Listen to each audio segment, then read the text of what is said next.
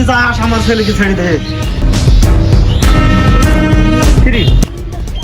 কিরে তোর প্রাণ ভূমরা তো এখন আমার হাতে, বাঁচতে চাইলে স্যালেন্ডার কর।